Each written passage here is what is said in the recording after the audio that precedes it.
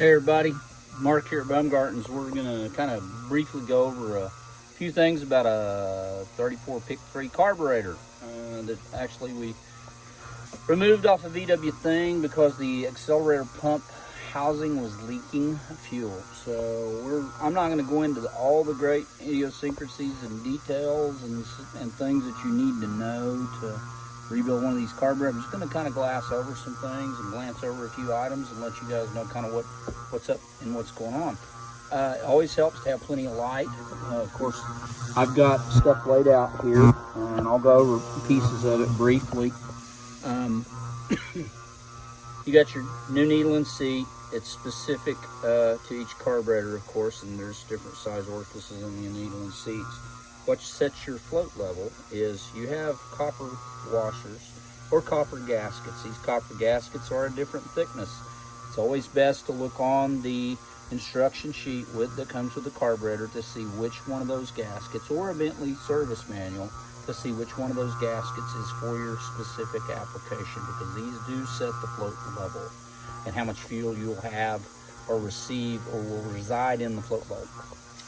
Of course, you got various gaskets. I've already matched this gasket up. There's probably 4 different gaskets because they make these kits to fit like 4 different carburetor versions. So I've got these gaskets. You always want to check them out, make sure the holes line up and they look the same, feel the same. This here is an idle air cutoff solenoid. EPA decided that, of course, Volkswagen decided to use these to keep the little engines from dieseling when you shut the ignition off because of air or fuel being mixed into the engine as it's being turned off. So they installed these in the later model carburetors to try to eliminate that issue. So there you go. Accelerator pump. These are very important. It's the original accelerator pump. You always want to check to make sure the diaphragms are the same, the hole size is the same, and this length of this piston or actuating piston is the same as your new one.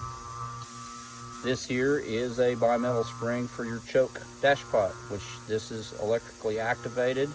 12 volts, 6 volts, or 12 volts comes to this, and as the temperature rises, the spring loses tension, weakens, which allows the butterfly, the choke butterfly, to open, and so that's pretty important too. You have your float. And these are very interesting because they do at times, if you really want to get into some seriousness on building carburetors, and it really depends on what you're doing, how you're going about doing it. I have a little scale, I have a gram scale I can weigh these floats on and see if the old float is the correct weight. And I do have a list of what these floats are supposed to weigh new, and sometimes the new floats will vary a little bit too, but you always kind of, that's another thing, you know. Everybody says, weigh floats. Well, it's just like going racing engine. You balance and blueprint a lot of things, and there's things that you do. That's my quickest way to tell if a float's been saturated with fuel.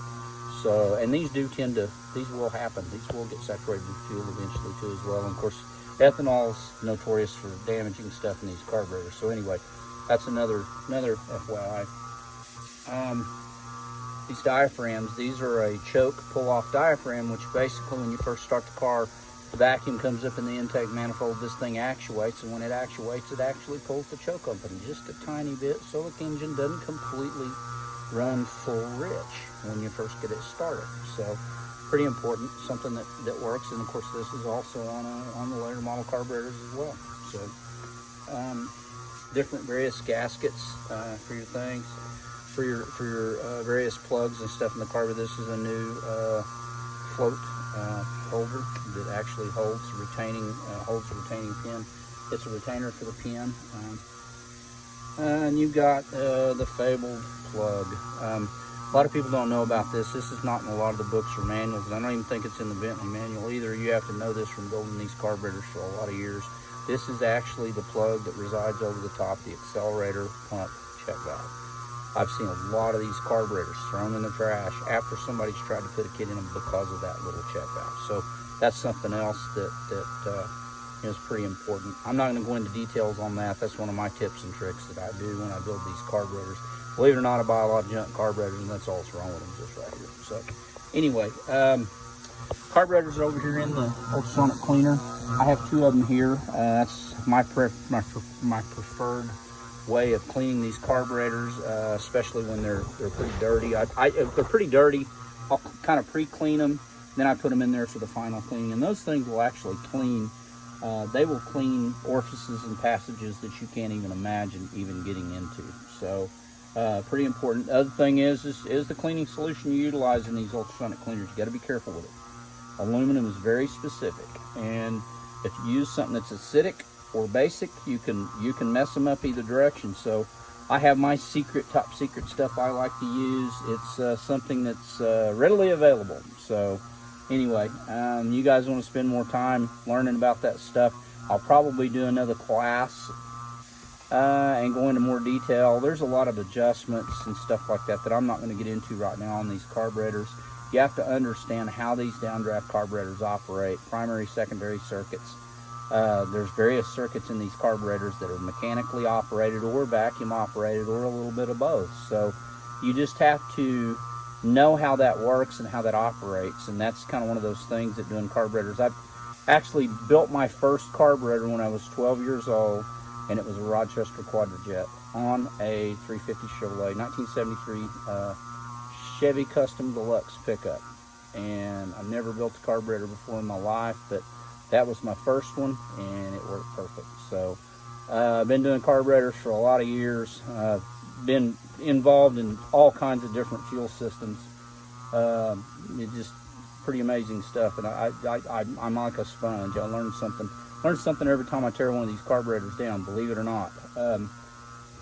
I'll say this much: if somebody says they know everything, they have everything figured out, yeah, probably not. So, and that's one of the things I can say. I definitely don't feel that way. I learn something every single time I do one of these vehicles. So I've been fortunate, man. I've learned a lot, and you guys stay tuned. We'll talk about some more. I may even try to do a little video as we put this carburetor back together, but that's where we're at, and I just thought I would visit about some of the fundamentals and specifics of these little carburetors.